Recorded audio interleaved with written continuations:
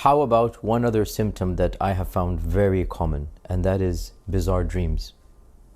It is a common one. However, I have to say this. So I do ask this question in my diagnosis form, that what type of dreams do you have? The answer is majority of the times, yes, people will have recurring dreams. Majority. Recurring nightmares. Recurring, not always nightmares, but repetitive dreams of certain type. You could say nightmare is one of the categories. For example, somebody being fed something, right? Or as you said, categories of nightmares, being chased, being, other things like that. But oftentimes people, it cannot be definitive in the sense when I see some people check mark every box and say, I have all of these symptoms, but it's wahm, right? There's no treatment of that. And sometimes it is people, you ask them the question of, do you have any dreams? They'll say, I don't remember. There is a loss of memory in that. They would not be able to remember even the dream from yesterday. But as soon as you do the ruqya, it's like the floodgates have opened up. They would start recalling that I've been having these dreams for 10, 15 years. Or I had these dreams but I forgot about them. So there is not a very reliable per se that if you are having dreams then it must be this. But if you have something that is repeatedly going on, especially as you said, nightmares that you're having repeatedly, those are not normal. They have to be investigated. And the other thing I want to point out also is that the sickness, especially the sihr, is it possible for somebody to be afflicted simultaneously with sihr with ayn and hasad, let's say? Yes, it is possible. Just imagine that somebody has to be having some sort of jealousy with you in order to cause you sihr, right? So it can be hasad with sihr, right? So it's not necessarily that you say, okay, this is the bucket of sihr and these are the symptoms for it. Sometimes we do the ruqya and we find that, all right, we see the reaction of this person to the verses of hasad. But as we are continuing to do the ruqya, we find out, well, there is the person is also reacting to the verses of sihr. So is it possible for the person to be afflicted with multiple spiritual sicknesses? The answer is yes. But given that the segment is for sihr, I would say the easiest is you recite the verse of sihr. And if you do not know, just recite Falaq al-Nas. This was the ruqya of Rasulullah sallallahu alayhi wa sallam. Recite Surah al-Falaq 7 times, 3 times, 5 times, 7 times, as to whatever that you can. And you blow it on the water, you drink it. Or you recite it on yourself and you blow it. And you see if it's making the difference for you, that you feel differently about it, then there's enough reason to believe that you are under the spell. Jayyid. So one of the main mechanisms then of identifying sihr is the reaction to the adhan and the reaction to tilawah of the Quran. Generally any ibadah. Yes. Generally ibadah. And to be very specific, to recite the verses of sihr. The verses of sihr. And if you don't know them, then you can do Falaq al-Nas. Ayat al-Kursi, Fatiha, Ayat al-Kursi, Falaq al-Nas, inshallah. And one of the ways that I have, sometimes it works, not all the time, but sometimes it works, that the person, the parents might think the child, or the brother might think the sister, whatever, that might have sihr, that what you do is you present them water upon which tilawah has been done. Fatiha, Ayatul Kursi, Falaq al-Nas multiple times. And you just do nafath, not actual spinning, but the nafath is done. But you don't need to tell them about that, right? It's just normal water, regular water. And I have found this multiple times, that when they drink it, immediately they spit it out, or they say, what did you give me? Why are you giving me bitter water, or something like this, right? And it's not 100% foolproof, but it has, it's happened multiple times where that indication is another litmus test. Yeah, so there are 2 points that you raise, and there are sometimes people not wanting to get ruqya, or they think that there's nothing wrong with them as well. So in my experience, when people like that come in, parents come in, they think that there's something wrong with their relatives or the children or what have you, and they want to benefit them with ruqya. And I tell them, look, you cannot force ruqya on somebody. It has to be something that you really have to have intention to receive it. But I asked this question to the Shaykh, that if somebody that is in need, but they do not want to take the action, how can we benefit them?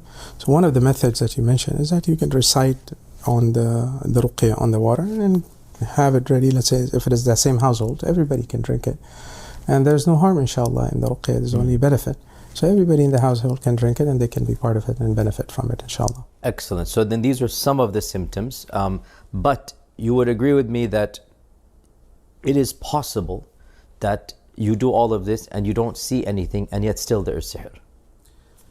There is a possibility, yes. How then in that case do you eliminate that possibility? The solution to that is really to be consistent. يعني, the idea that people have of ruqya in many cases that we're going to go and have one session or recite it once and khalas, it's that red button and things are going to pop out and everything will be done. Yeah. We need to again go back to the lessons from Rasulullah sallallahu alaihi wasallam. The rough time frame he was afflicted was around the duration of 6 months or so. The time of shifa is with Allah subhanahu wa ta'ala, and what he did during that time was da'wah and the time of shifa was written. So the definition I give to the people is, the definition of shifa, when they expect that, look, they ask the question, for example, before going to the Ruqya, how many sessions is it going to take?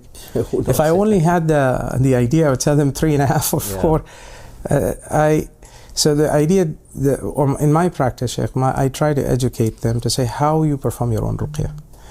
In some cases, the first session I will be able to identify that this seems to be the issue, and I will prescribe to them that this is the ruqya that you need to recite and listen to or perform certain actions, like for example, reciting on olive oil and applying or drinking certain things, recited water and things like that, or ruqya bath. But in some cases, the first session is not sufficient, that we have to recite. But the last thing we want to do here is we make people dependent on people. Right? I think the fundamental of the problem out there where people are looking for ruqya is because number one, they do not know how to perform it. Second, the idea that if we do ruqya, or the fear of if we do ruqya, some harm is going to come to us, because I don't know where this is stemming from, that maybe I'm going to get attacked or something will happen to me. So they refrain from it and they're looking for somebody to do it for them. But isn't that true though? i.e., isn't it possible that opening the door to ruqya when you are not aware and qualified will potentially backlash? I would say, number one, I want to distinguish into that. So you're not wrong, but I would classify that before you go into the public realm. If you are doing your own ruqya, you are the best raqi. No, yeah, I meant on somebody else. Because if you're doing your own ruqya, then generally you are. Yeah. So, for example, when Rasulullah sallallahu alaihi wasallam was sick, Aisha radiallahu anha recited on Rasulullah sallallahu alaihi wasallam. So that's all permissible within the family, and it's okay.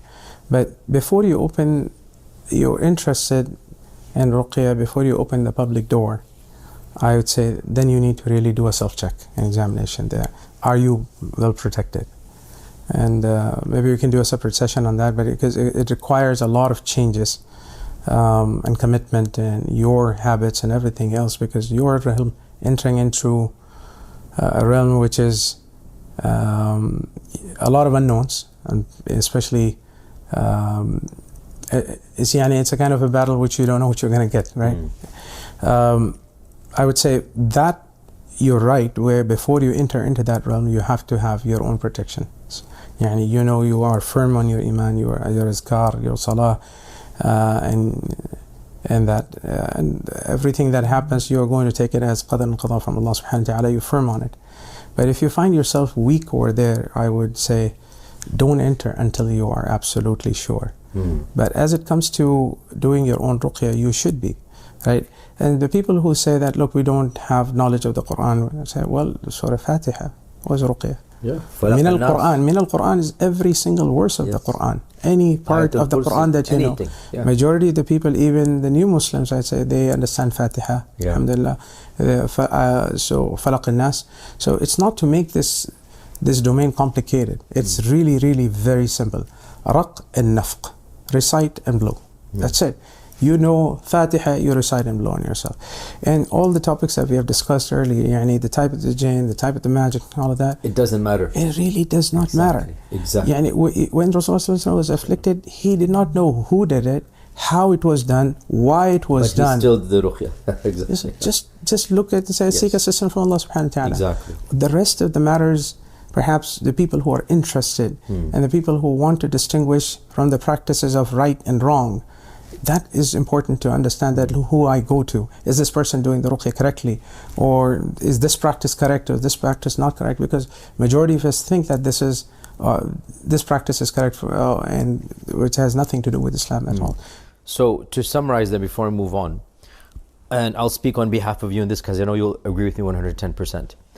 The family, the person that thinks that there's sihr in his or her life or somebody in the family's life, they have this simplistic assumption, let me call up Sheikh Talha, Sheikh YQ, let me just go and get a 20-minute session, khalas, it'll be cured, right? And that doesn't work that way. It doesn't work that way. Typically, ruqyas are going to take weeks, months, maybe even years. Yes, maybe, on the off chance it could be a one-off, but generally it is a long, drawn-out process. And I am not even doing this, not even part-time. I have rarely do it, I try to avoid it. Our Ustad Talha is doing it full-time. If you were to try to schedule with Ustad Talha for a ruqya session, I think the first opening would probably be a few weeks from now, because he's packed to capacity. So people have to realize that because there's so many cases, and because other raqis really are not doing anything that you cannot do yourself. Yes, I agree. Going to a raqi is very good for multiple reasons. Number one, diagnosis. When Ustad Talha sees a case, 9 times out of 10, he'll be able to diagnose it much better than anybody else, or 99 times out of 100, much better than anybody else, because he has experience. And number two, the iman of the raqi does have an impact on the quality of ruqya. That is a fact.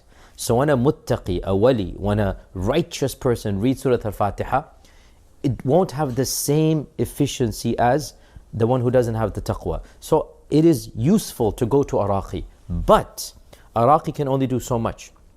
And in the end of the day, if your brother, your son, your daughter, your wife, if your family member is afflicted, nobody has the patience and the time and the love that you do to take care of your own relative. Nobody. And so what we're telling and suggesting, and that's the purpose of this lecture primarily, is to encourage and motivate you yourself to come closer to Allah and realize, okay, maybe Ustad Talha's Surah Fatiha is going to be at a higher level than yours, but your Surah Fatiha is still the speech of Allah.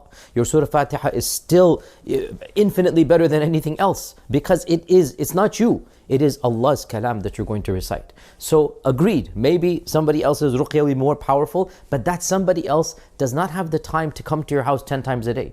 Whereas you, it's your son, your daughter, it's your relative, or maybe even you yourself. You have vested interest and you have the time and you have the energy. So just like with dua, don't subcontract out. Same with ruqya, you don't have to subcontract out. Take on the responsibility, but first and foremost, arm yourself. Not with the Second Amendment, arm yourself by turning to Allah, protecting your prayers, doing the adhkar, reading Quran yourself. That's all you need to do, arm yourself. And then once you have that, now you open up the door for ruqya.